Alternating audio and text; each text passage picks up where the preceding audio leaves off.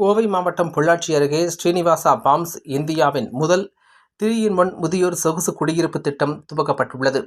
கோவை மாவட்டம் பொள்ளாச்சி அருகே ஓய்வுகால வாழ்க்கை முறையை சொகுசாக மாற்றி அமைக்கும் வகையில் மேற்கு தொடர்ச்சி மலையின் எழில்மிகு பின்னணியில் தென்னந்தோப்புகளுக்கு மத்தியில் 160 சொகுசு குடியிருப்புகள் கொண்ட ஸ்ரீனிவாசா பாம்ஸ் என்ற இந்தியாவின் முதல் 3-in-1 முதியோர் சொகுசு குடியிருப்பு திட்டம் உருவாக்கப்பட்டுள்ளது.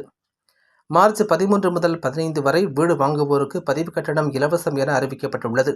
தென்னிந்தியாவின் மிக நம்பிக்கைக்குரிய முதியோர் குடியிருப்பு உருவாக்குநர்களில் ஒருவராகிய Alam Stepstone Senior Haven Promoters Private Limited நாட்டின் முதல் 3-in-1 முதியோர் சொகுசு குடியிருப்பு திட்டமான ஸ்ரீனிவாசா ஃபார்ம்ஸை உருவாக்கியுள்ளது.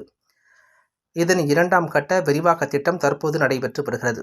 கோயம்புத்தூர் ஃபேர்ஃபீல்ட் பை மேரியட் ஹோட்டலில் மார்ச் 13 முதல் 15 வரை நடைபெறும் இந்நிறுவனத்தின் கண்காட்சியில் வீடு வாங்குவோருக்கு பத்திரப்பதிவு இலவசமாக செய்து கொடுக்கப்படும்.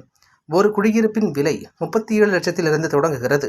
பொள்ளாச்சி அருகே மிக அமைதியான சூழலில் 1.18 ஏக்கர் பரப்பளவில் பசுமையான தென்னந்தோப்புகளுக்கு இடையே இக்குடியிருப்பு திட்டம் அமைந்துள்ளது.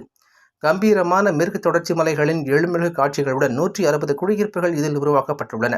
நேர்த்தியான வடிவமைப்பு, உயர்தர வேலைப்பாடுகள் மற்றும் மேம்பட்ட வசதிகளுடன் கூடிய இந்த இல்லங்கள் சொகுசு வாழ்க்கை முறை, முதியோர் பராமரிப்பு உதவி மற்றும் சமூகத்துடனான ஒன்றிய வாழ்க்கை ஆகிய மூன்றையும் ஒரே குடியிருப்பு கட்டமைப்பில் தடையின்றி ஒருங்கிணைப்பதன் மூலம் ஓய்வுகால வாழ்க்கையை புதிய பரிணாமத்திற்கு இட்டுச் செல்லும்.